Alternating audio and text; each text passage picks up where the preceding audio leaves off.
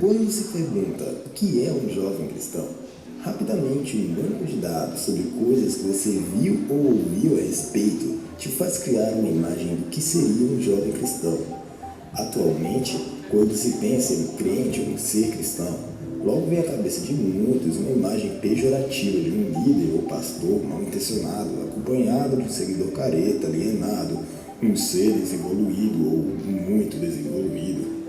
Isso porque, durante nossa vida, temos o costume de gravar todo tipo de relato relacionado a algo e ligar todos os pontos da forma que nos convém, nos fazendo assim formar concepções e embasamentos a respeito de algo que não necessariamente esteja de acordo com a realidade, simplesmente porque é mais fácil acharmos que algo é daquela forma.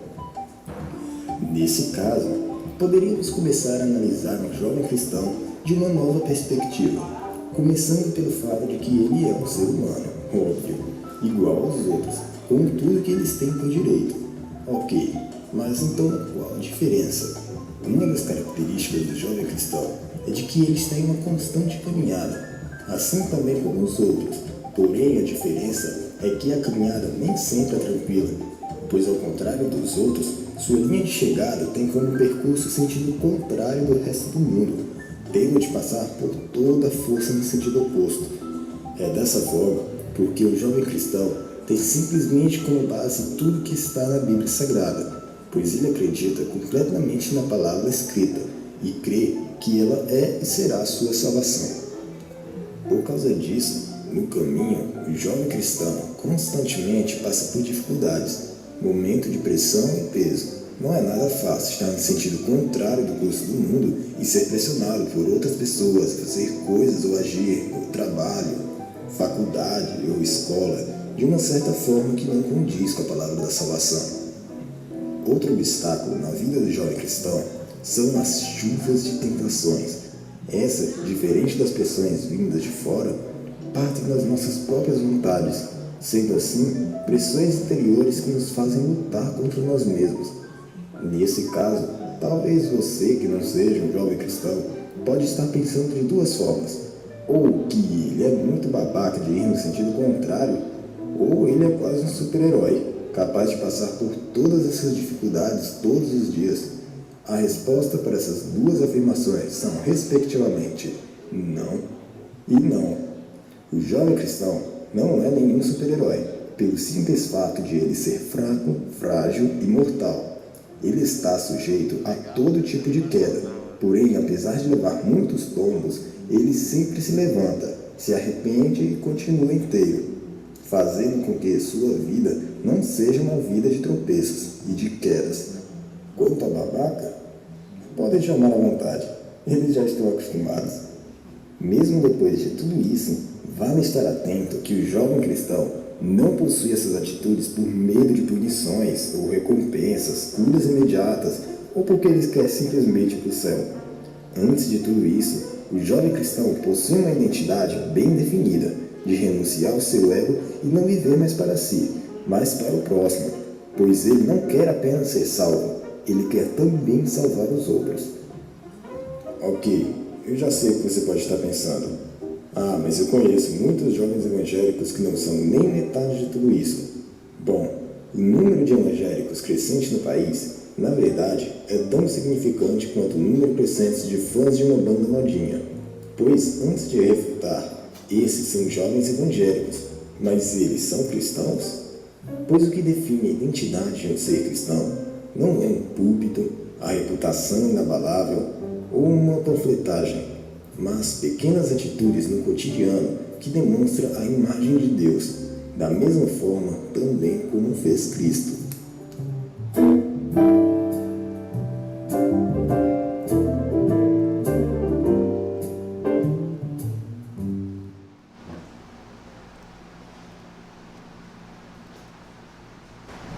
Pessoal, boa tarde, graça e paz para todos, sejam todos bem-vindos nesta tarde, início de noite, e muito grato a Deus, estamos juntos aqui para mais uma celebração.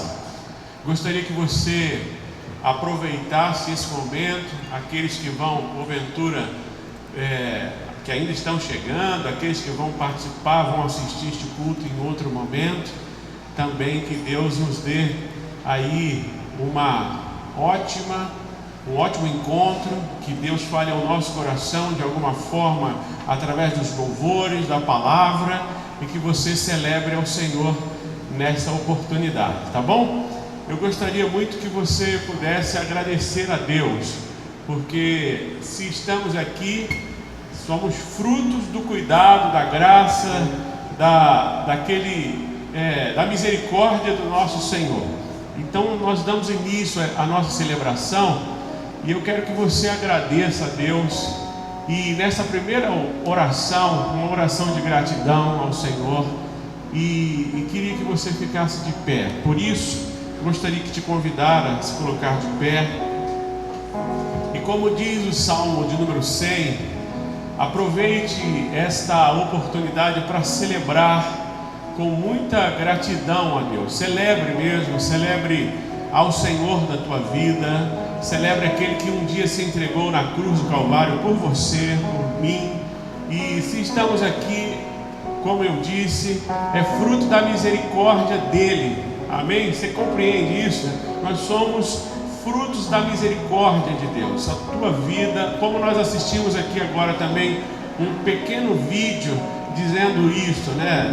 Uma grande parte de jovens que estão aqui, nós somos também frutos da graça e da misericórdia de Deus. Então louve a Deus por isso, agradeça a Deus pela tua vida, tua saúde.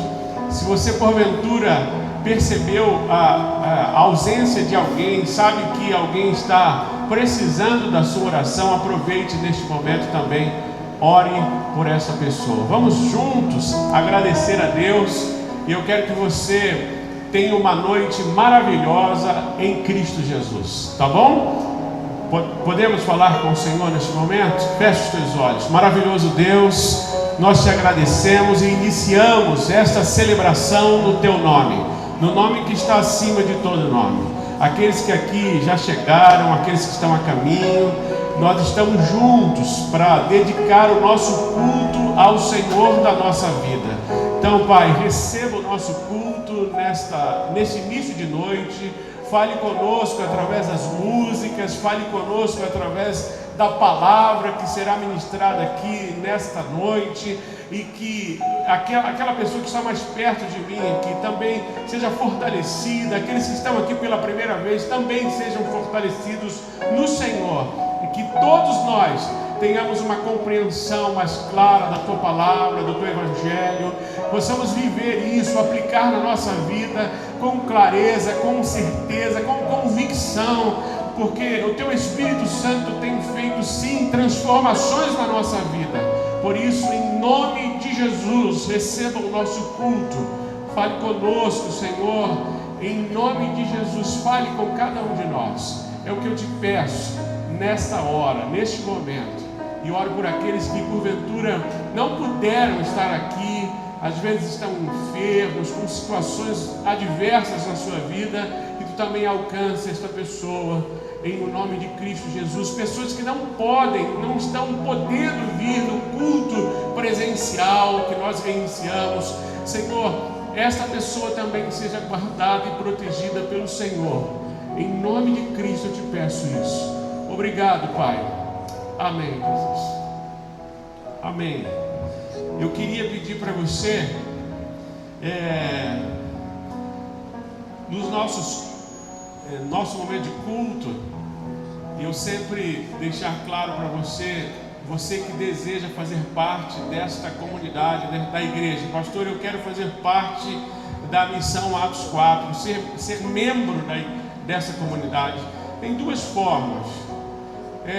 A forma mais clássica, natural, que a Bíblia aí nos orienta, é o batismo. E nós temos aí na nossa programação, no nosso planejamento do ano, nós tínhamos um batismo que, devido ao período que nós estamos, nós adiamos. Provavelmente em novembro nós faremos esse batismo. Você que tem um desejo, pastor, eu quero me batizar, quero fazer parte dessa comunidade, quero ser membro aqui, depois você fale comigo. Eu quero bater esse papo com você. ou de outra forma, você que às vezes veio de uma outra comunidade evangélica, se encontrou aqui, entendeu que aqui é um propósito também para você seguir, e a gente bateu esse papo e você entendeu que é aqui mesmo. Eu gostaria também de conversar com você, e é um desejo seu. Se você me procurar e falar: pastor, eu quero ser membro aqui, eu já vim de uma outra comunidade, mas me identifiquei com a proposta da Missão Atos 4 e eu quero fazer parte dessa comunidade. E quero deixar você bem à vontade para isto. Fique bem à vontade, não é por isso que você vai deixar de frequentar ou não, mas é muito legal. E a gente, de alguma forma, a gente faz isso publicamente só para que você fique mais à vontade, a comunidade também, e você se identifique com esse momento. Então é muito simples. Eu quero convidar 3 pessoas que me pediram para que isso fosse feito hoje. Quero convidar a Amanda, o Vitor e o Cauã. Por favor, venham aqui. Eles me pediram para serem recebidos aqui como membro desta comunidade. Então nós vamos fazer isso em nome de Jesus. Amém? Eu quero que você, Amanda, Vitor e Cauã. Isso, por aqui. Só simplesmente levante a tua mão, ore comigo por eles. Amanda e o Vitor são casados e o Cauã é o irmão da Amanda. E estão aqui para serem recebidos. Caso você queira isso também, forma simples, é uma forma da gente sermos inseridos aqui na nossa comunidade. Levante a tua mão e ore por eles, para que eles não só façam parte, agora eu estou na igreja, não, eu faço parte, eu quero frutificar, eu quero discipular pessoas. Essa é a nossa grande missão. Eu quero aproveitar os dons que o Senhor me deu para que eu utilize aqui e onde eu estiver. Levante a tua mão em nome de Jesus. Pai, muito obrigado pela vida do Vitor, a vida da Amanda, a vida do Cauã. E eles fizeram este desejo do coração, este pedido para fazerem parte desta comunidade. Como igreja do Senhor, nós o recebemos aqui como membros. Que eles sejam sim cheios do teu Espírito, vivam o Evangelho, cumpram a missão que tu deu para eles, e que através da vida deles outras pessoas te conheçam, e que eles possam influenciar através dos dons, servirem ao teu reino através dos dons que tu tem dado para a vida desse casal e para a vida do Cauã. Em nome de Jesus, nós recebemos a vida dos teus filhos aqui na nossa comunidade com muita alegria, que agora, fazendo parte dessa comunidade, que o Senhor abençoe mais e mais a vida deles para a glória do teu nome. Muito obrigado, em o nome de Jesus, pela vida do Vitor, Amanda e o Cauã. Amém. Aplauda Cristo pela vida deles.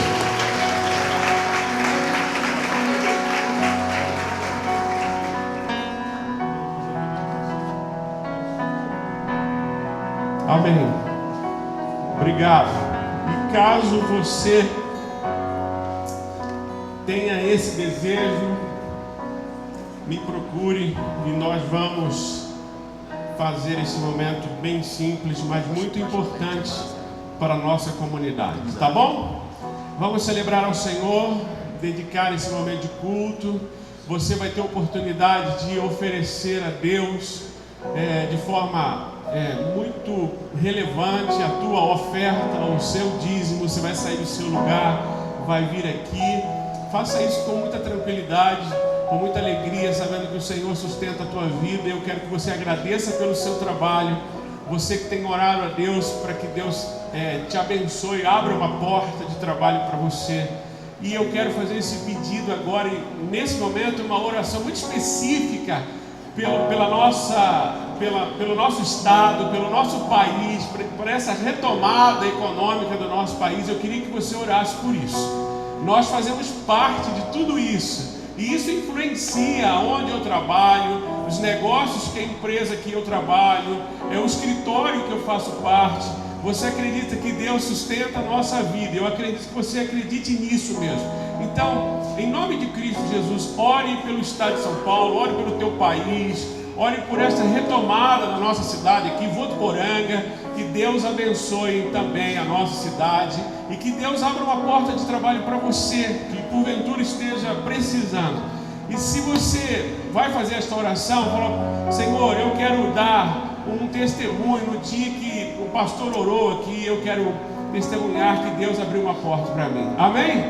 Oremos. Senhor, muito obrigado. Nós apresentamos a Ti neste momento. Tu és o sustentador da nossa vida, sustentador de todas as famílias que aqui estão, jovens que estão aí estudando, se preparando para um concurso público, tentando, Senhor, de alguma forma se colocar no mercado de trabalho, pai de família, a mãe de família, eles precisam. E eu também oro, Senhor, por esses adolescentes que estão aí na escola, cuidar e suprir aqui na nossa cidade, nas cidades em volta, na nossa região aqui, noroeste, no estado de São Paulo, nosso país, que este país seja abençoado pelo nosso Senhor. É o que nós te pedimos nesta tarde, em nome de Cristo Jesus. Sustenta a nossa vida, a cada família que está aqui. Nós teremos o prazer de ofertar também e devolver aquilo que nós cremos através dos nossos dízimos e ofertas neste momento. É o que eu te peço em o nome de Cristo Jesus. Amém. Celebre ao Senhor, cante ao Senhor e tenha liberdade de sair do teu lugar, ofertar e dizimar.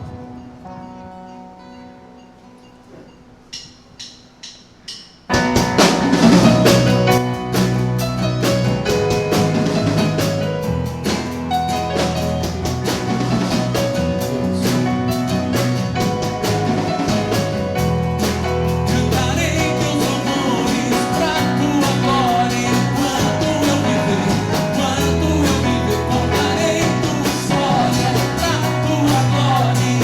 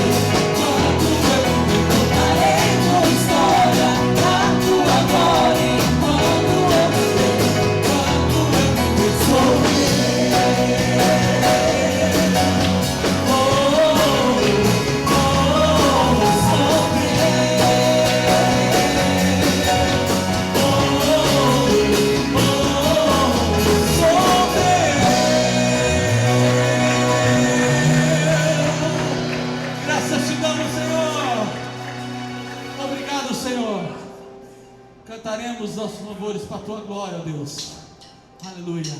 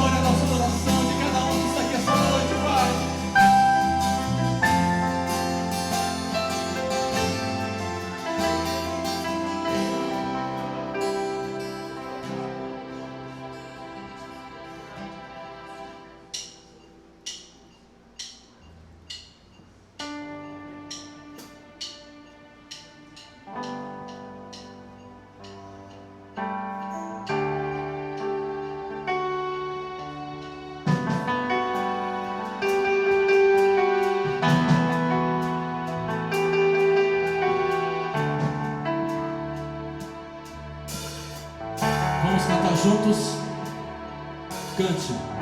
Eu tenho um Deus que não vai deixar essa luta me matar, o desespero me tomar.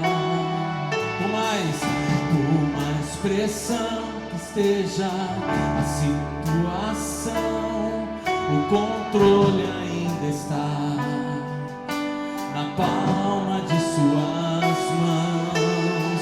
Choro duro uma noite, mas a alegria ela vem pela manhã. Eu creio, eu creio. Choro duro uma noite, mas a alegria ela vem pela manhã. Eu creio, eu creio.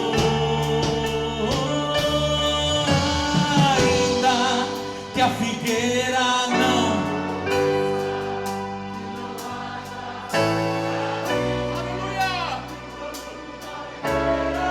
Aleluia.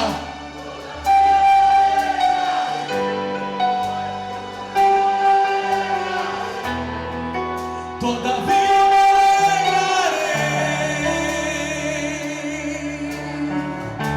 Oh Senhor, choro duro uma noite, mas a alegria ela vem pela manhã. Eu creio, eu creio.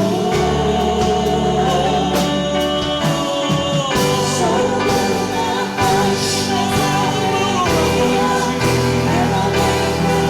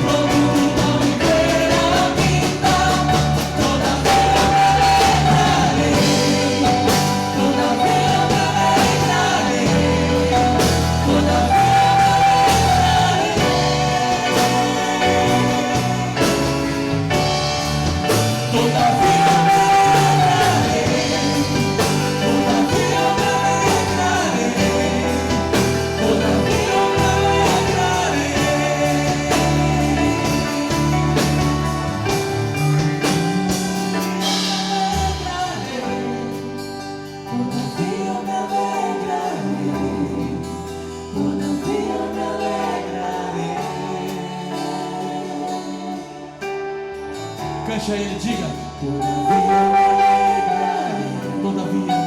Todavia eu alegrarei. Todavia eu alegrarei. Tá bom. Se assente, por favor, no seu lugar.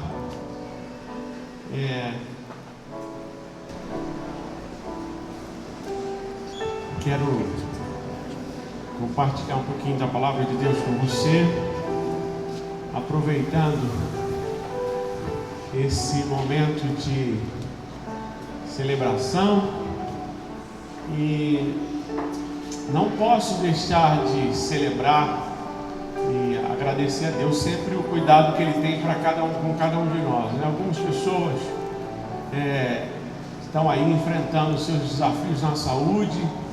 Algumas pediram oração para que nós estejamos orando. Então sempre lembre de orar por aquele que porventura você não viu aqui. Pode ser que ele esteja precisando da sua oração, tá bom? Eu tenho feito algumas reflexões sobre a importância de sermos forjados, e principalmente a ideia do caráter de Cristo em nós, caráter cristão.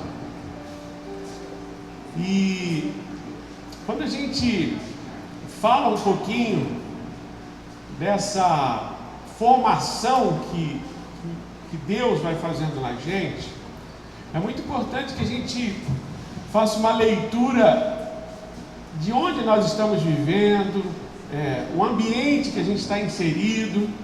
Às vezes a nossa formação, né? Às vezes a gente tem uma formação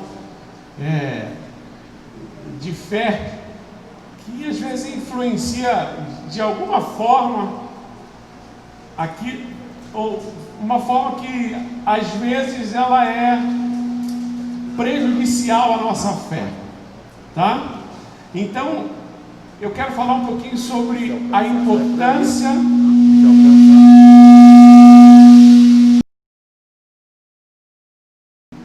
eu estou achando que é corintiano. Falando nisso, quando o Corinthians ganha, dá essas coisas. Como não ganhou, não ganhou. 5-1 Flamengo? Verdade, ele. Aí eu ganhei. Ô Marcos, olha pra cá. Eu ganhei um presente, Marcos, aqui. Quem tá vendo o presente? Dá pra ver, não? Gabriel, dá pra ver? Não dá? Você tá precisando usar óculos. Eu ganhei um presente bonito. Aproveitar que tem um corintiano na mesa, da minha amiga Mônica. Obrigado, Mônica. Quem quiser comprar uns perfumes bons, Mônica me deu um perfume do Flamengo. Não sei porquê. Entendeu, Júnior? Você não é corintiano, é? É? Pede 5-1. Posso deixar de dizer que eu ganhei um presente dele. Ricardo, se prepara que vem o Palmeiras. Eu vou trazer essa caixinha de novo. Tudo certo aí, corintiano? Tá bom. Pessoal, e a nossa proposta, ela passa por essa reflexão do que eu preciso viver para que eu tenha um crescimento e maturidade espiritual. Nós vivemos um tempo ele é bem desafiador, ele nos chama para uma reflexão. Por quê? Porque eu sou todo dia bombardeado de alguma forma com uma nova modalidade de uma fé. Eu acredito que você também, como eu, nós todo dia recebemos alguma informação, somos bombardeados às vezes por pessoas da nossa própria família, e às vezes as pessoas que estão mais perto da gente diz pra gente que a gente não tem fé, por isso a gente está passando por aquilo. Quem já ouviu essa frase? Você não tem fé, por isso que você está passando por isso. E isso tudo faz a gente repensar. Alguns até ficam em dúvida se realmente tem. E a minha reflexão passa hoje nessa proposta de a gente entender que para viver com Cristo eu preciso amadurecer, fazer uma leitura legal do que eu estou vivendo, do momento que nós estamos passando e as influências que chegam até a gente e tentam, às vezes, nos confundir. É lógico que nós vivemos num país extremamente, eu vou usar uma palavra aqui, com muito sincretismo. O que é isso? Muita mistura. E nessa mistura, a gente às vezes acha que algumas coisas elas são de Deus, a gente começa a achar que aquilo é legal. Para isso é muito importante que eu passe pelo crivo da palavra de Deus.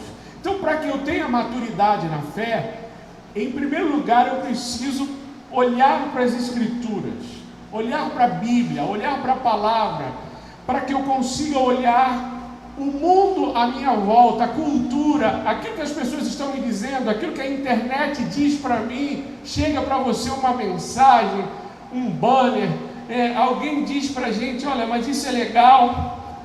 E aí você, às vezes, por falta um pouco de maturidade na Bíblia, você às vezes acaba também bebendo algumas coisas que a gente pode dizer que é água suja. Para isso, conversando com alguns amigos aqui da comunidade, amigos de fora, eu fiquei preocupado. Na verdade, algumas pessoas me perguntaram, fizeram perguntas sobre isso. Não foi uma só, foram algumas pessoas que me perguntaram se nós podemos provocar Deus, ou provocar milagres em Deus. Isso me chamou muita atenção. E olhando para a palavra de Deus, e olhando por esse território de muita coisa de fé, isso tem mexido com muita gente. E eu tenho tentado responder às pessoas, fazendo sempre uma reflexão na palavra de Deus. E olhando para a palavra de Deus, eu queria que você pudesse acompanhar algumas leituras comigo. A primeira leitura, só para dar uma base para a gente, está na carta aos Efésios. Se você puder abrir sua Bíblia, carta aos Efésios, no capítulo 4, eu queria que você pudesse abrir aí, ligar seu smartphone, e capítulo 4, a carta aos Efésios, o verso 13, tá? O verso 13. Olha o que diz o apóstolo Paulo à igreja de Éfeso: até que todos alcancemos, a unidade da fé e do conhecimento do Filho de Deus, e cheguemos à maturidade, atingindo a medida da plenitude de Cristo. Paulo está dizendo, versículo 13, agora eu quero que você leia o 14. O propósito é que não sejamos mais como, o quê? Crianças. Por quê? Levados de um lado para o outro pelas ondas, nem jogados para cá e para lá, por todo o vento de doutrina e pela astúcia e esperteza de homens que induzem ao erro. Qual é a proposta do apóstolo Paulo? O cristão, ele precisa amadurecer nesse crescimento, nessa maturidade, que ele vai se identificando com Cristo, com a sua palavra, e que ele alcança uma estatura de saber discernir. Aí ele usa uma metáfora que está ligado à criança, uma figura de linguagem ligada à criança. E você sabe, você que é pai, que já foi pai, tem neto, tem sobrinho pequeno, criança, a gente dá uma levada nela, sim ou não? Vamos ali. Aí ele está dizendo que nós, como servos de Deus, Precisamos alcançar uma maturidade ao ponto de não deixarmos sermos influenciados ou levados ou jogados de um lugar para o outro por falta de crescimento na palavra de Deus. Agora eu quero que você acompanhe comigo uma outra leitura, que é onde eu quero tentar extrair com você essa reflexão. Primeiro eu preciso entender que eu preciso ter maturidade, me identificar com Cristo e ter um crescimento a ponto de me identificar e ter uma estatura parecida com a de Jesus, não mais infantilizada, não mais que cai com qualquer engano. Eu já pequei muitas vezes. Quem já pecou muitas vezes? Pouca gente, hein? Que benção. Vocês estão mentindo de novo. Quantas vezes eu quis dar uma... Agora eu não consigo mais fazer ludibriar os meus filhos. Eles cresceram.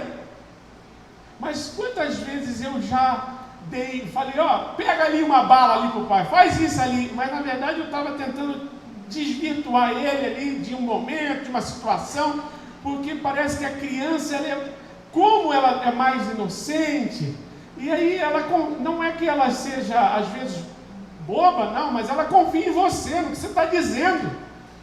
Então a gente consegue de alguma forma influenciá-la, levá-la de um canto para o outro. Quando vai crescendo é mais difícil. Mais difícil hoje dizer para minha filha, ela é ligada, né? A Ana e o Luiz, eles são ligados. É difícil dar aquela ludibriada, assim, faz isso. Ai, pai, você tá de história. Quem falou que eu estou de história? Mas eles já sacaram, né? Eles perceberam, estão amadurecendo. Então é importante isso. Abra sua Bíblia, primeiro livro dos Reis, no capítulo 18. Olha que texto interessante.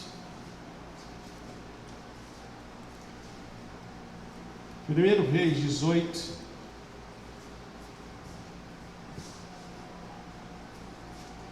Eu queria que você pudesse... É um texto que pode ser que você já leu. Se não leu, vai ler pela primeira vez. Se você está aqui pela primeira vez ouvindo sobre o Evangelho, é muito importante que você ouça e que a proposta do Evangelho da Igreja de Cristo não é que você continue vivendo uma fé pagã. A proposta desta comunidade é que você tenha uma fé no Evangelho de Cristo. E no Evangelho de Cristo eu preciso saber lidar e confiar naquilo que as Escrituras dizem para mim. Por quê? Porque nos dias de hoje, com tanta informação, uma das estratégias é dizer para a gente que a Bíblia não é suficiente. Então guarde isso no teu coração. Toda vez que você for tentado a sair das Escrituras, a ter uma fé à margem da Bíblia, fique esperto. Uma fé no homem, uma fé no pastor, uma fé em alguém, uma fé num modelo, uma fé numa situação que você precisa fazer, fique esperto. Porque a Bíblia é suficiente para a tua fé. Ela é completa. É nela que eu sou alimentado, é com a palavra de Deus que eu vivo, e com esse mundo de tanta informação, sempre tem os gurus. Conhece guru, não? Sempre tem hoje um guru para dizer para a gente como a gente consegue resolver os nossos problemas espirituais, como a gente consegue resolver o dilema da vida. E a maioria dos gurus, eles vão dizer para a gente que não é através de Cristo que você consegue, é através de alguma coisa que você faz. Por isso eu quero dizer para você Quando eu ouvi esta frase, dizendo assim, pastor, para que eu receba o milagre, eu preciso provocar a Deus. E isso me intrigou. Aí eu falei, provocar a Deus? Eu falei, mas como é que eu provoco a Deus? Aí eu comecei a perceber que as pessoas usam os textos bíblicos para dizer que aquela pessoa fez aquilo para provocar uma ação de Deus. Deus agiu porque ela fez. Aí o exemplo é que Zaqueu subiu na árvore, provocou o milagre. Jesus só fez o milagre porque Zaqueu disse, estou aqui. E aí eu comecei a pensar o seguinte, a fé evangélica de hoje, ela é pagã. No paganismo, o que é o paganismo?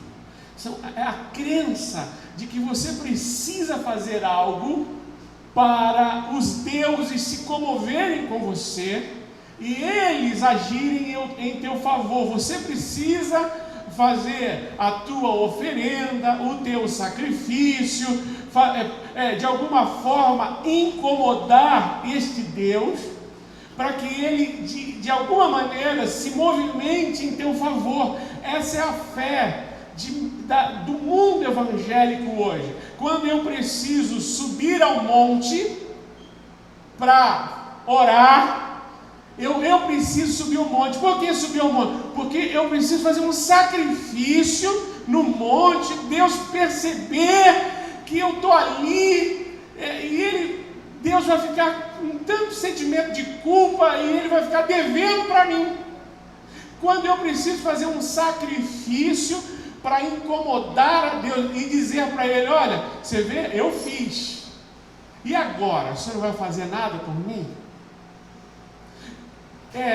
Quando eu preciso fazer uma campanha de 7 semanas, 70 semanas, não importa quanto, 21 dias de jejum, eu preciso fazer 21 dias de jejum para Deus se incomodar comigo e me responder. Isso é uma fé pagã.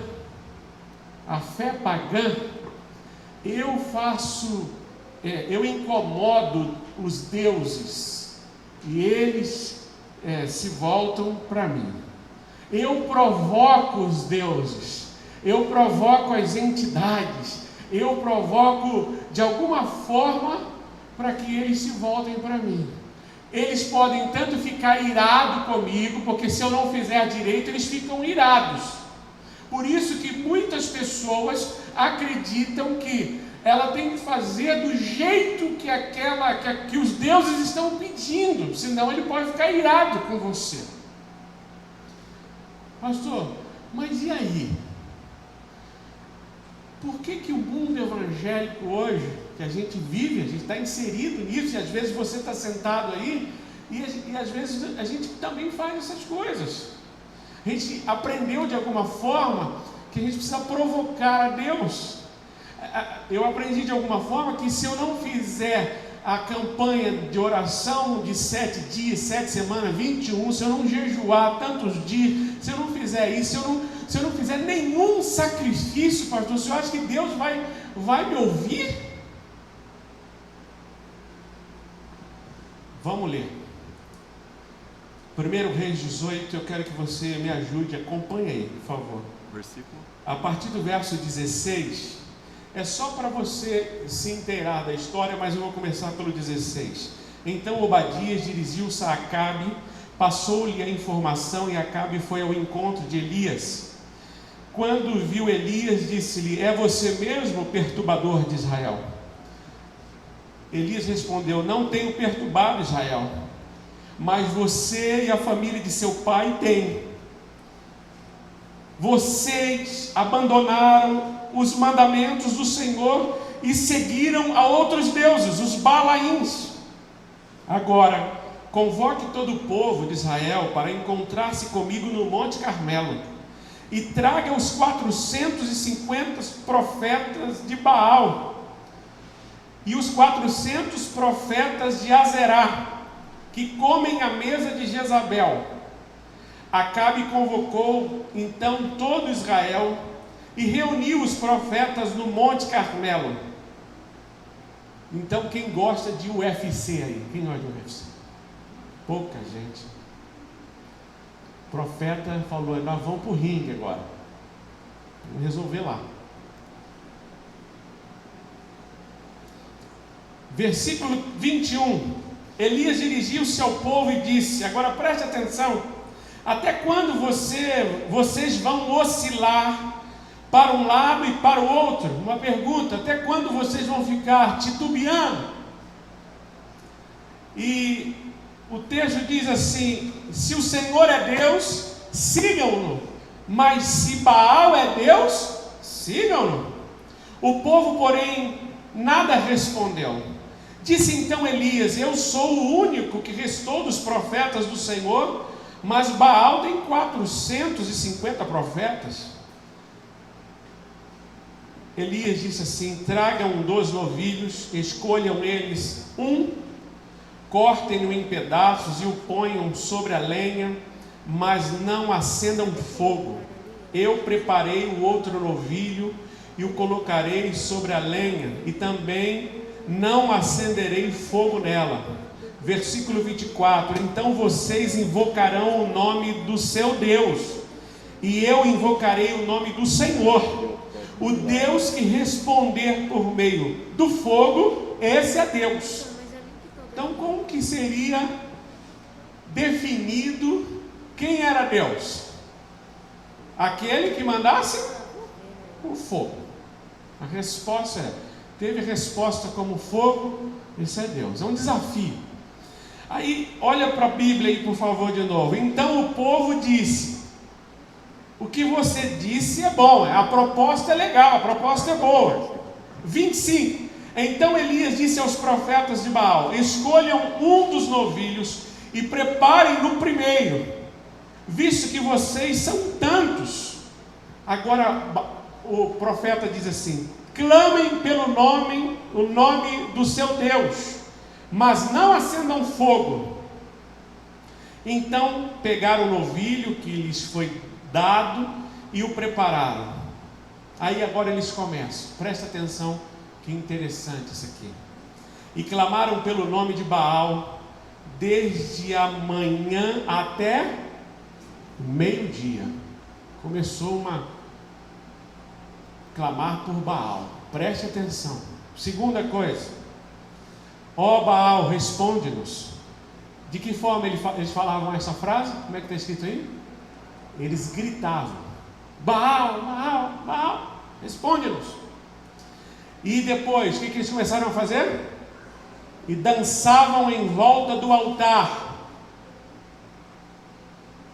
que haviam feito, mas não houve nenhuma resposta, ninguém respondeu. O que eles estavam tentando fazer com Baal? Chamar a atenção, provocar Baal. Baal precisa acordar, Baal precisa ser provocado. O Deus do paganismo precisa ser provocado, ele precisa receber uma oferenda, ele precisa receber uma dança, ele precisa receber um sacrifício, ele precisa ser chamado a atenção, senão ele não acorda, ele está dormindo. O profeta Elias ainda brinca um pouquinho, grita mais alto. Olha o que diz o texto aí, por favor, versículo 27. Ao meio-dia Elias começou a dar uma zombada. Elias falou o que para ele? Gritem mais alto. Dizia, já que ele é um Deus, quem sabe ele está meditando, ou ocupado, ou viajando, talvez esteja dormindo e precise ser despertado. Para um pouquinho, olha para cá. Meu irmão, Deus precisa ser despertado? O que vocês acham? Sim ou não? Não. Nosso Deus nunca dorme. Ele é Senhor dos senhores. Deus não precisa ser despertado, acordado. Eu não preciso fazer nenhum tipo de sacrifício para que Ele acorde. Isso é paganismo. Isso é crença pagã. E aí, às vezes, as pessoas dizem isso para a gente: você está passando por essa situação porque você não despertou, não chamou a atenção de Deus, não de alguma forma não mostrou para Ele que você está aqui. Mas a Bíblia diz que Ele sabe que eu estou aqui. A Bíblia diz que Ele conhece por onde eu ando, como eu durmo, como eu levanto. Ele conhece todos os meus caminhos. O meu Deus não precisa estar despertado. O Senhor de Israel nunca dorme. Cuidado, meu irmão. Cuidado quando você às vezes é influenciado. E aí é legal para a gente pensar. Eu queria trocar essa ideia com vocês. Esta fé, essa ideia, essa construção que nós estamos vivendo hoje, com tantas informações chegando até a gente, e às vezes a gente se sente culpado, porque eu preciso fazer alguma coisa. Por que Deus não está me ouvindo, pastor? Por que Deus não está respondendo?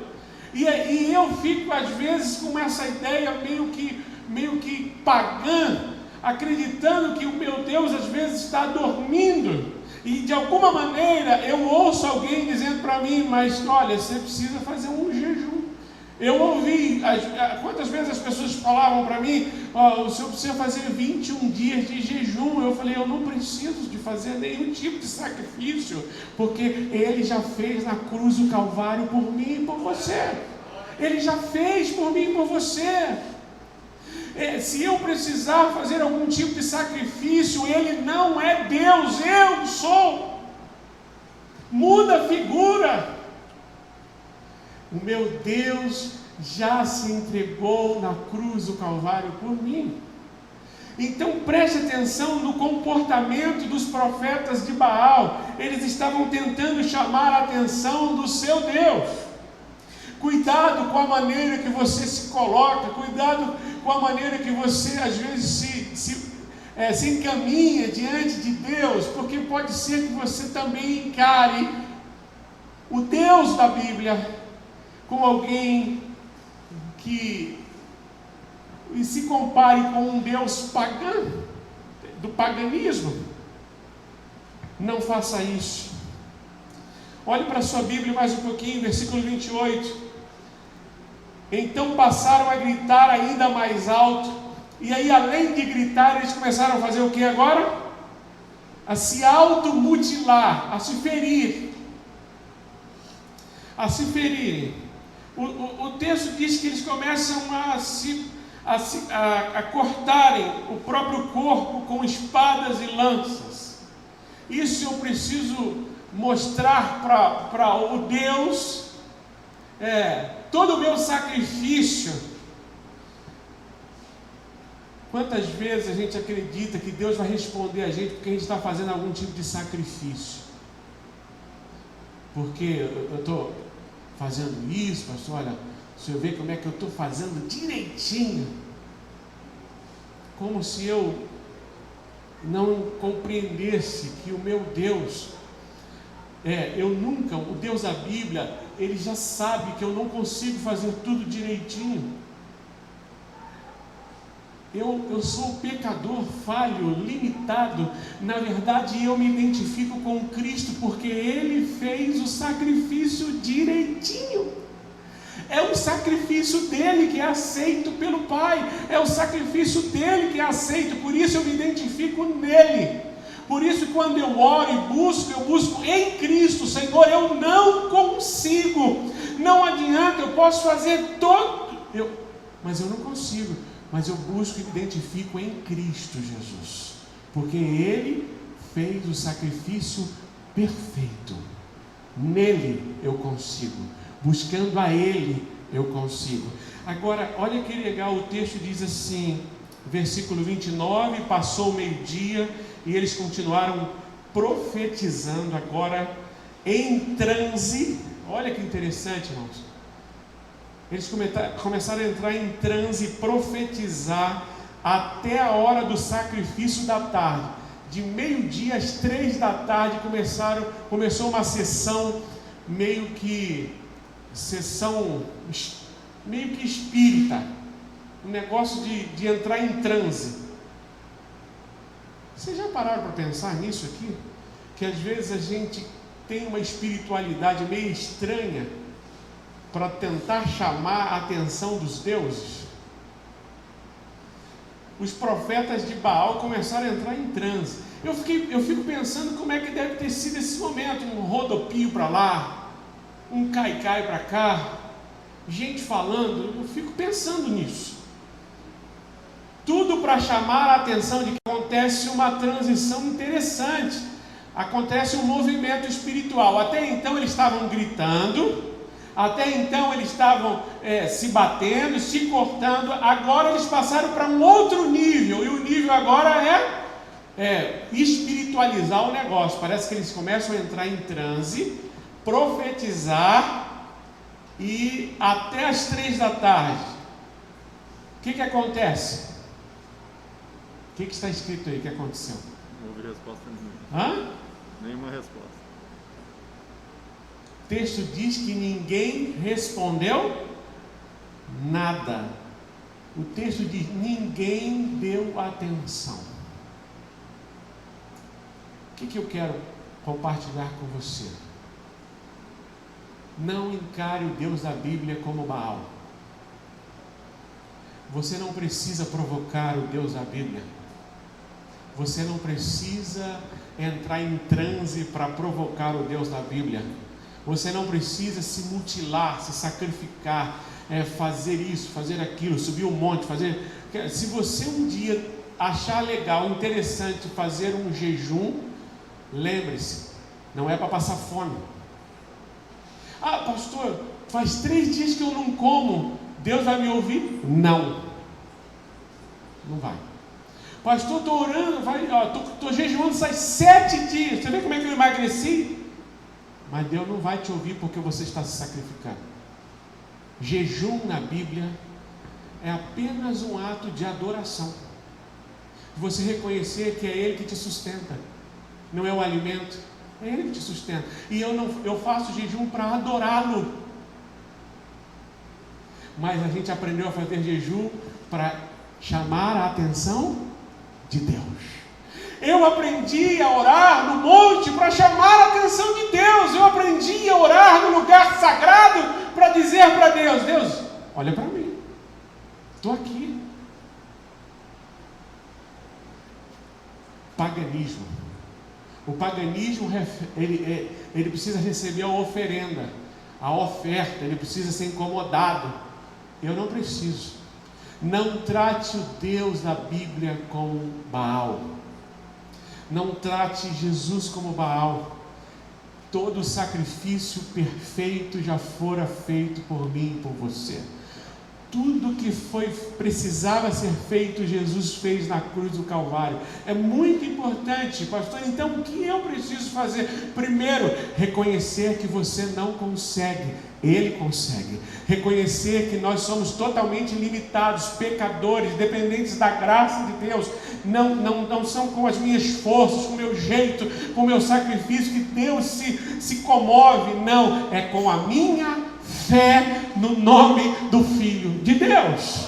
A minha fé em Jesus, a minha fé na palavra de Jesus, a minha fé nas Escrituras, a minha fé naquele que morreu na cruz do Calvário e ao 3º dia ressuscitou. É a minha fé em Cristo, não é o meu sacrifício. Porque pode ser que eu esteja aqui também olhando para Jesus como nós olhamos para Baal. Baal precisa ser incomodado, Jesus não. Jesus não precisa ser incomodado, porque é Ele que me enxerga, é Ele que me vê, é Ele que me encontra. Não sou eu que vou tentar acessar a Jesus. Ele, o Emanuel, Deus conosco, que veio ao meu encontro. Ele veio ao meu encontro, não sou eu que vou ao encontro dele e fico dizendo: Jesus, cadê? Eu estou aqui no monte, eu estou querendo ver isso, ver aquilo. Não! Ele já veio ao meu encontro e me amou de tal maneira que se entregou por mim na cruz do Calvário. Jesus está vivo, meu irmão. Vá em direção a Ele. crendo no que Ele fez por você, na cruz, crendo no que Ele fez por você. Eu quero terminar, caminhar para o final. Aí, por favor, versículo 30, diz assim: então Elias disse a todo o povo: por favor, aproximem-se de mim. O povo aproximou-se de Elias. Primeira coisa que Elias fez foi fazer o quê? Reparou o altar do Senhor. É muito interessante, a gente poderia até trabalhar aqui uma ideia mais simbólica dessa ideia de reparação do altar, aquele lugar que era oferecido o sacrifício, mas isso é muito importante para a gente entender. Elias começa fazendo um concerto, restaurando. Meu amigo, olha para cá, por favor. Você quer de verdade ter um relacionamento com Cristo Jesus, o Deus da Bíblia? Começa fazendo um concerto. Restaura a tua vida com Ele. Restaurar o altar aqui no Antigo Testamento tinha um símbolo muito importante, que era um lugar que era oferecido sacrifício. Hoje o altar sou eu e você. Restaura a tua vida. Diga para Ele: Senhor, eu quero estar diante de Ti, não apenas de uma ideia de perfeição, mas sendo aperfeiçoado pela presença do Teu Espírito, porque agora eu sou morada, o altar do Senhor. Eu sou morada do Espírito, e eu preciso restaurar a ideia daqui. O texto vai dizer que ele coloca 12 pedras para simbolizar todas as tribos de Israel. A ideia de que é uma restauração para toda a nação, não é para um grupinho, não é para uma igreja, meu Deus, quero um grupinho se restaurar. Deus quer restaurar toda a nação. Deus quer reconciliar com os céus toda a humanidade, tudo. Deus quer reconciliar tudo. E isso a gente pode entender. Restauração. Às vezes eu quero respostas de Deus, mas eu não tenho coragem de reconhecer que o meu altar, minha vida está quebrada. E aí, sem reconhecer que eu estou quebrado, eu quero fazer igual os profetas de Baal, chamar a atenção de Deus. Aí eu fico perguntando: Deus, por que eu estou passando por isso, Pai? E aí o Espírito Santo está dizendo: começa por uma restauração da tua intimidade, do teu relacionamento, do teu culto. Altar simboliza culto também. Restaure isso na sua vida, restaure isso na sua casa. Restaure na sua casa, entra no teu quarto, restaure o culto na tua casa, restaure o culto no teu namoro, restaure o culto no teu casamento, restaure o altar. Ele começa a restaurar o altar, coloca as 12 pedras, simbolizando as 12 tribos de Israel, para dizer: a restauração é para toda a nação estava dividida, a restauração é para toda a nação. Deus quer restaurar não só você, mas toda a sua casa. Deus quer reconciliar toda a sua família, reconciliar de novo, religar a tua casa com a cruz de Cristo. Eu não quero só a minha salvação, Pai, eu quero a salvação de toda a minha casa. Restaurar, religar em Cristo. E eu acho maravilhoso o que o profeta continua fazendo. Versículo 31, eu acabei de dizer: depois apanhou 12 pedras, uma para cada tribo dos descendentes de Jacó, a quem a palavra do Senhor tinha sido dirigida, dizendo-lhe, preste atenção, seu nome será Israel. Versículo 32, com as pedras construiu um altar em honra ao nome do Senhor. Espera aí, que legal, né? O altar restaurado vai glorificar a quem? O Senhor. Cristo precisa ser glorificado na nossa vida. Cristo precisa ser glorificado em tudo que a gente faz.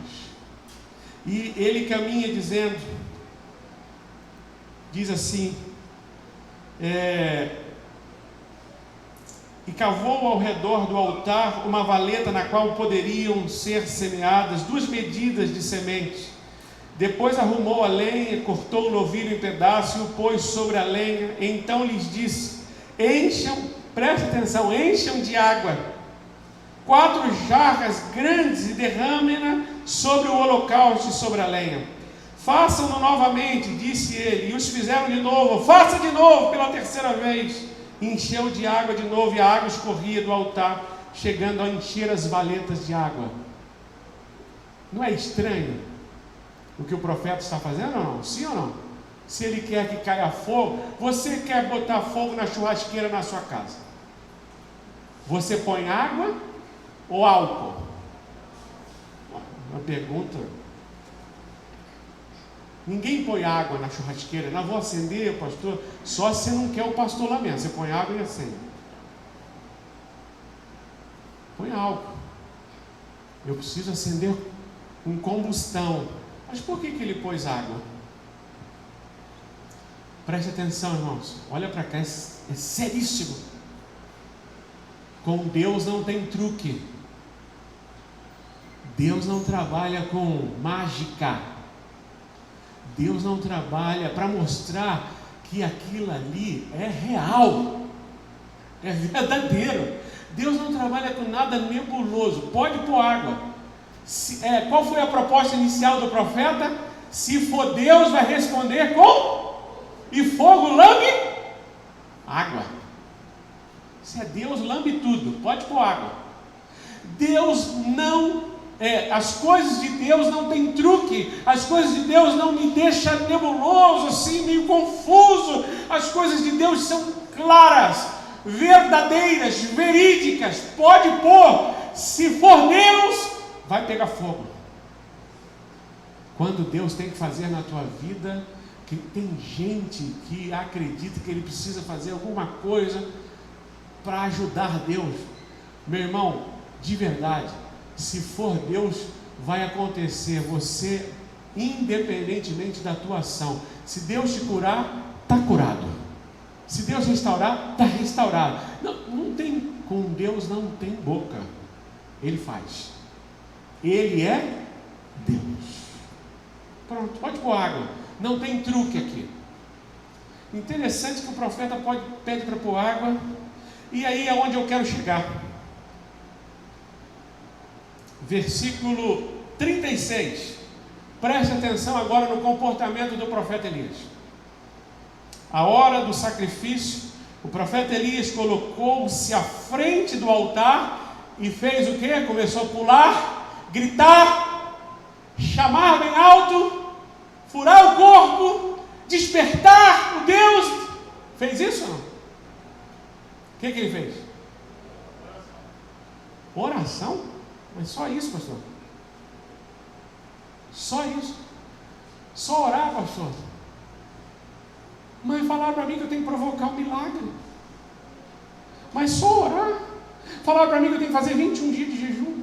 Fazer um sacrifício, pastor, aqui na igreja não tem nenhum sacrifício, não tem nada. Tem sim. Domingo às 9 horas da manhã tem que carregar a cadeira. Se você quiser fazer sacrifício, amanhã.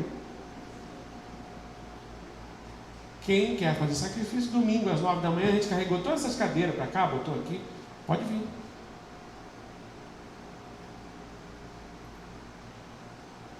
O profeta Elias fez o quê?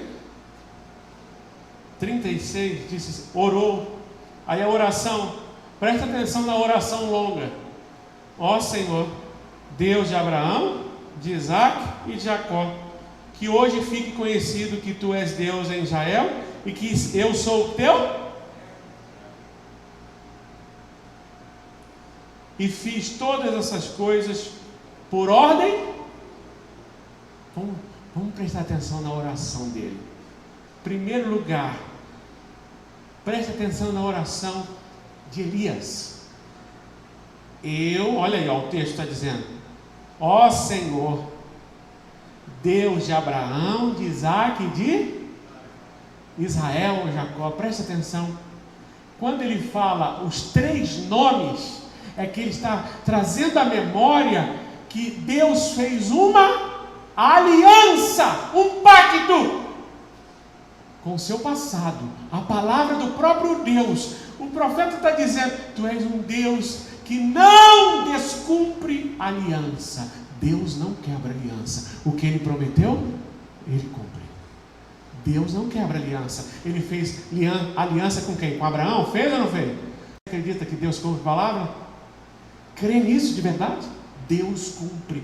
Deus é um Deus de aliança. Ele não quebra aliança. Aquilo que Ele falou, Ele cumpre. Se Ele disse que Ele vem nos buscar, eu creio que Ele voltará.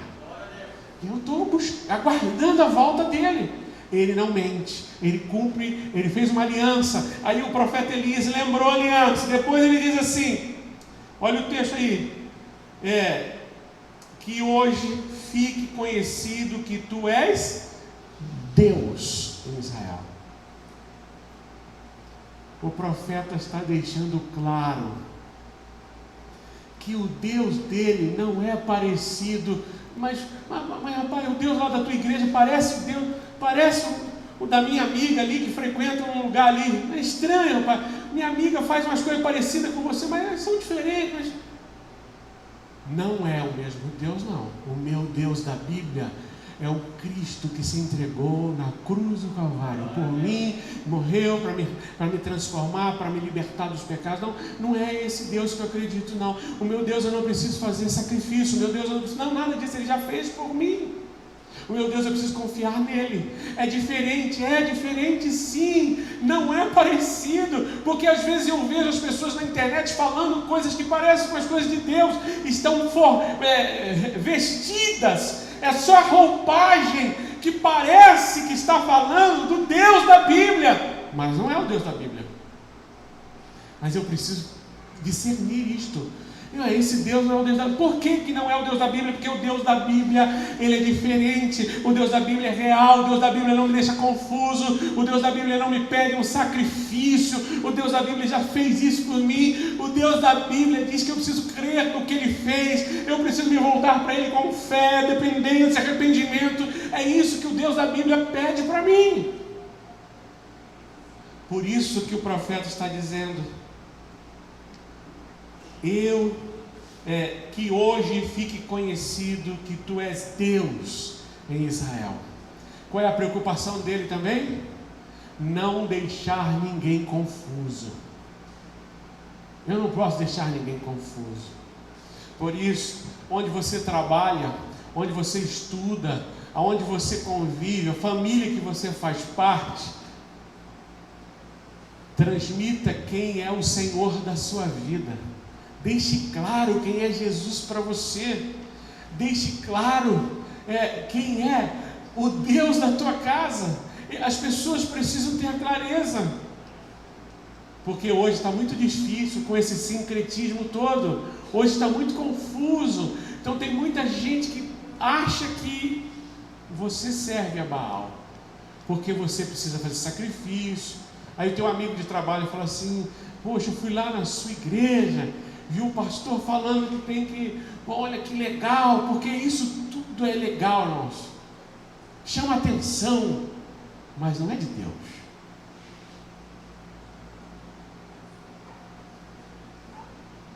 Um amigo me ofereceu de presente um candeeiro, tem outro nome, um candelabro, vou deixar na minha casa. Eu falei: mas por que você quer que eu tenha um candelabro? Eu estava em São Paulo com ele. Não, mas isso aqui tem é muito simbólico, isso aqui tem um símbolo legal. Tá bom, se for só por causa do símbolo, beleza, mas eu não preciso colocar no lugar nenhum. Ah, cara, é legal você ter assim, porque o candelabro, ele começou a me explicar o que significava. Falei: cara, de verdade, obrigado. Sabe por quê? Eu acredito que a fonte de luz da minha vida se chama Jesus Cristo. Eu não preciso dizer que eu preciso de um candelabro, que o candelabro era que ficava a luz, iluminava. Eu falei: não, a fonte de luz da minha vida se chama Jesus Cristo. Pronto, te agradeço. Me dá um livro, troca o candelabro e me dá um livro. Ah, beleza, escolhe aí, ótimo. Dá um livro de... Comprei uma teologia sistemática. Falei: obrigado. Sabe por quê? Porque a maioria dos lugares que você vai frequentar, às vezes você vai ver a pessoa dizendo: ó, eu bebi uma água do Rio Jordão, eu tomei, o pastor me jogou um óleo lá do azeite do Monte Hermon, pastor.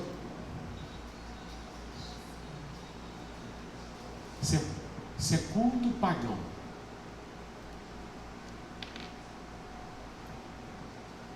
O último trecho da oração diz assim: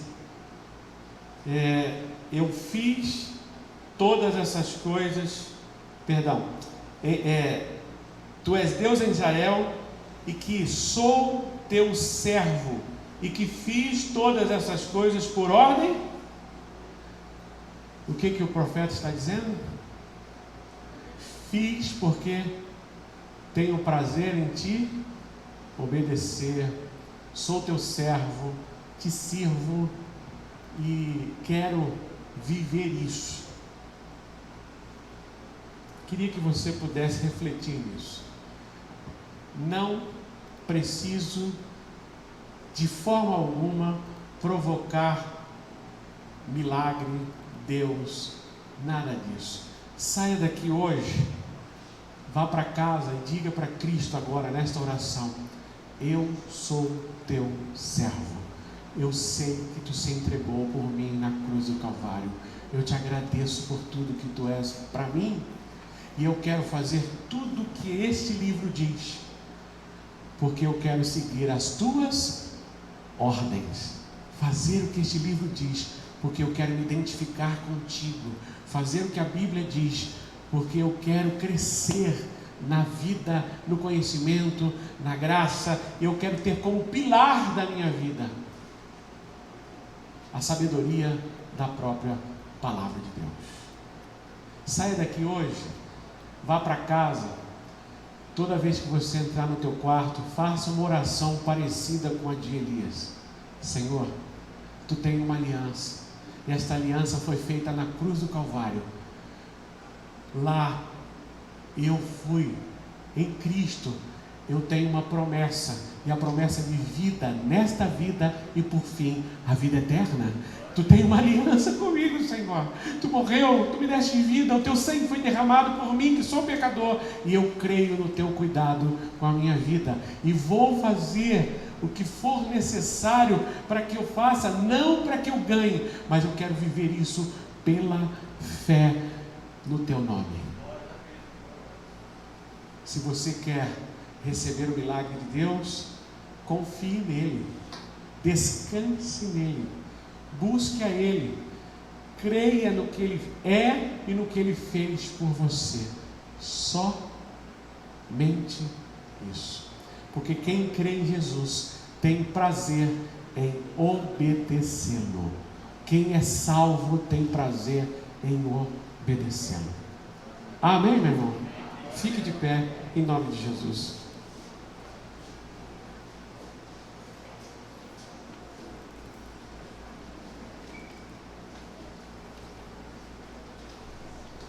Eu quero cantar uma música. Queria que você refletisse no que você ouviu aqui hoje. Queria que você fosse para casa e você faz parte desta igreja. Meu irmão, jovem, casal, meu irmão, amadureça de verdade na fé. Eu não preciso de forma alguma fazer nada para que Deus se incomode, agora Ele vai fazer. Não, vá para casa, uma ótima semana para você. Não lide com Jesus como o mundo lida com os seus deuses. Jesus está acima de todos os deuses. Ele é Senhor dos senhores. Entre no teu quarto, dobre o teu joelho lá na beira da tua cama e fala para Ele: Senhor, eu sei que tu morreu por mim na cruz do Calvário. Se eu estou aqui, é porque tu tem sustentado a minha vida e tu tem uma promessa para mim e eu quero viver esta promessa. Eu creio na aliança que foi feita na cruz do Calvário e eu quero desfrutar desta aliança. O resto, tome muito cuidado. Creia no poder de Deus sobre a tua vida. Creia que Deus responde. Eu não fui ao final da história. Como que você acha que terminou essa história? Como é que você acha que terminou a história, Márcio? O que aconteceu? Caiu fogo? Caiu? Eu não fui no final da história. Mas vá no final da história em casa. Vá no final da história. Sabe o que aconteceu no final da história? O que aconteceu? O fogo desceu. Deus ficou revelado em Israel. E em Israel tem Deus. Deus está na sua casa? Jesus está na tua casa? Creia na resposta de Jesus sobre a tua vida. Busca Ele. Eu creio, Senhor, que Tu és o Senhor da minha casa, sim. A resposta vem, porque este Senhor está vivo. E Ele responde. Deus responde. Creia nisso, meu irmão. Eu não fui para o final da história, porque essa não é a minha proposta hoje. A minha proposta é a gente entender isso. Não lidar com Jesus como as pessoas lidam com seus deuses. Pode ser que você cresceu num ambiente de fé, que você foi acostumado a fazer sacrifício, oferenda, incomodar, entregar, fazer isso, fazer aquilo. Eu queria dizer para você, se você aprendeu dessa forma, peça perdão para Deus, se arrependa, Ele está aqui hoje para te perdoar. Segundo lugar, comece diferente, creia nele como Senhor da tua vida, se entregue para Ele, creia no sacrifício de Cristo Jesus e devolva o comando da sua vida para Ele, porque Ele é Senhor dos senhores. Amém? Louvemos ao Senhor.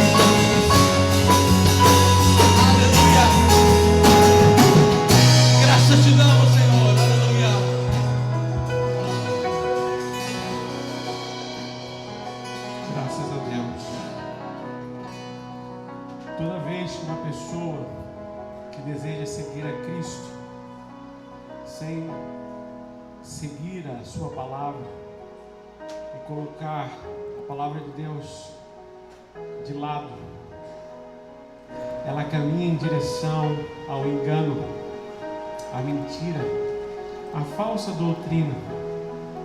Por isso hoje tem muitas pessoas, uma multidão de pessoas confusas na fé bíblica saudável. Às vezes, pessoas que começaram a beber tanta coisa que hoje eles desacreditam porque cansaram. Eu quero dizer para você: trilhe o caminho da fé em Cristo Jesus, somente em Cristo e em sua palavra. Trilhe com Jesus a caminhada cristã e que Ele seja o centro e o alvo da sua vida. Não abra mão de ouvir o que diz a santa palavra de Deus, que ela seja o guia da minha e da tua vida. Sempre pergunte para a Bíblia se aquilo é verdade. Sempre olhe para a Bíblia. Se tiver dúvida, pastor, me ajude a ler esse negócio aqui. Olhe para a Bíblia. E o dia que eu abandonar a Bíblia, saia correndo de mim. Vou te levar para o engano. Não confie em nada que comece a ter, que te leve para a distância das Sagradas Escrituras. Creia no Evangelho, somente no Evangelho, somente as Escrituras, somente Cristo Jesus, somente a graça de Cristo Jesus. Creia nisso. Amém? Não se deixe enganar como criança. Que esta igreja seja madura ao ponto de dizer para a gente, para qualquer pessoa: eu sei em quem tenho crido. Eu sei em quem tenho crido. Eu tenho um pedido de oração aqui que me chegou. Renan sofreu um acidente de moto, está hospitalizado em Rio Preto com um traumatismo craniano. É um pedido da Paulinha. Paulinha está aqui? Está por aí? Está ali? E do Jefferson. Vamos orar pelo Renan. Ore pela tua casa, ore pelo Renan, para que Deus guarde a vida dele, por alguém que você conheça que está enfermo. E ore para que você tenha uma ótima semana em Cristo Jesus. Você pode levantar a tua mão e orar pelo Renan comigo? Amado Deus, nós apresentamos este pedido de oração que chegou até a nós. Eu não conheço o Renan, mas com a tua igreja agora, a gente levanta as mãos. Ele está hospitalizado com um trauma. Tem coisas que fogem da nossa capacidade, mas eu peço que tu dê capacidade além do que os médicos já obtiveram na faculdade. Ilumine a mente deles agora, para que eles possam ajudar o Renan também lá no hospital, mas que a intervenção do Senhor possa acontecer de forma sobrenatural na vida do Renan. Uma intervenção divina, coisas que vêm do céu, coisas que só o Senhor, só quem crê na tua palavra sabe que Deus é capaz de fazer isto. Por isso nós apresentamos o Renan, apresentamos todas as famílias aqui presentes. Senhor, nos dê uma ótima semana, guarde a nossa vida, guarde a vida dos nossos filhos, e que na nossa casa o centro do culto seja a tua pessoa, a palavra a ser seguida seja a Escritura Sagrada, e que na nossa casa, Jesus, tu és, sempre serás o Senhor da nossa vida e da nossa família. Nos dê uma ótima semana. Se porventura alguém chegou aqui precisando dessa intervenção tua, que isto aconteça, Pai, porque tu tens uma promessa. Tu és um Deus de aliança, tu és um Deus de promessa, tu és um Deus que cumpre a tua palavra. Então nós oramos também e pedimos que de forma sobrenatural tu possa intervir na vida de cada um segundo a tua vontade. Amém, Jesus. Amém. Obrigado, Jesus. Amém. Ótima semana. Semana maravilhosa para você. Deus abençoe tua semana, tua vida, tua casa. Domingo estaremos juntos e que você tenha a oportunidade de convidar um amigo para estar com você aqui aos domingos, tá bom? Deus te abençoe, semana abençoada e um abraço. Você que está aqui pela primeira vez, se desejar, estou aqui para cumprimentá-lo. O maior prazer. Abraça a sua família e fique com Deus.